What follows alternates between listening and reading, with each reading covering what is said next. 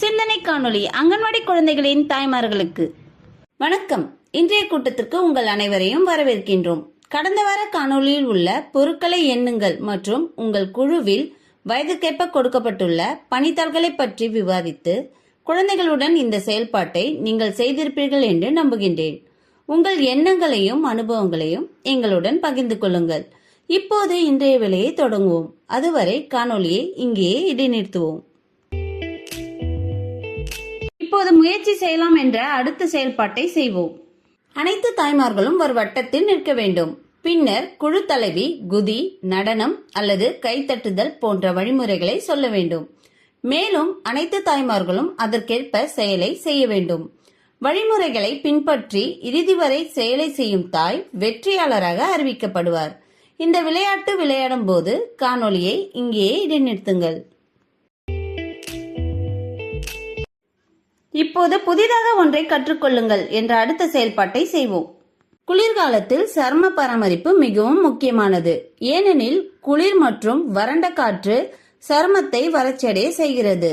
பிறகு விரிசல் அடைந்து உயிரற்றதாக மாற்றும். இந்த காணொளியில் இதை பற்றி மேலும் அறிந்து கொள்வோம். குளிர்காலம் என்றால் மிதமான குளிர். ஆனால் இந்த குளிர்காலத்தில் நம் குழந்தைகளின் மென்மையான தோல் வறண்டு கரடு முரடாக மாறும். எனவே குளிர்கால நாட்களில் குழந்தைகளின் சருமத்தை முறையாக பராமரிப்பது முக்கியம். குழந்தைகளை வெந்நீரில் அல்ல, வெதுவெதுப்பான நீரில் குளிக்க வைக்க வேண்டும். குளித்த பிறகு சருமத்தில் லேசான மணமற்ற குழந்தை லோஷன் அல்லது எண்ணெயை பயன்படுத்துங்கள்.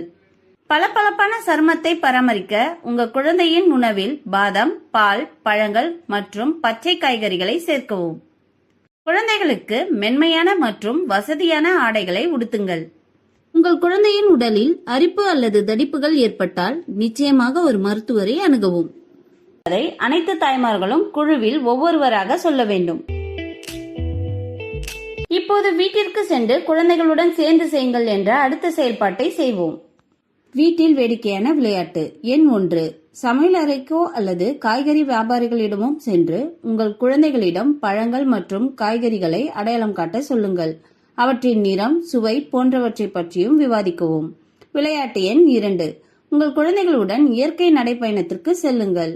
பூக்கள் மற்றும் இலைகளை சேகரிக்கவும். களிமண்ணின் ஒரு துண்டை உருட்டவும். இப்போது சேகரிக்கப்பட்ட பொருட்களை களிமண்ணில் அழுத்தி அச்சு உருவாக்கவும். கொடுக்கப்பட்ட பயிற்சி தாளில் குழந்தைகளின் வயதுக்கேற்ப செயல்பாடுகள் குறிப்பிடப்பட்டுள்ளன. அவற்றை புரிந்து கொண்டு குழந்தைகளால் அவற்றை செய்து முடிக்க செய்யுங்கள். கொடுக்கப்பட்ட செயல்பாட்டையும் இந்த பயிற்சி தாளையும் செய்வதில் குழந்தைகள் மகிழ்ச்சி அடைந்தார்களா? உங்கள் அனுபவங்களை எங்களுடன் பகிர்ந்து கொள்ளுங்கள். இன்றைய செயல்பாடுகள் இத்துடன் முடிவடைகின்றன. அடுத்த வாரம் இது போன்ற புதிய தகவல்கள் மற்றும் செயல்பாடுகளுடன் சந்திப்போம். அதுவரை உங்களையும் உங்கள் குழந்தையும் கவனித்துக் கொள்ளுங்கள். நன்றி.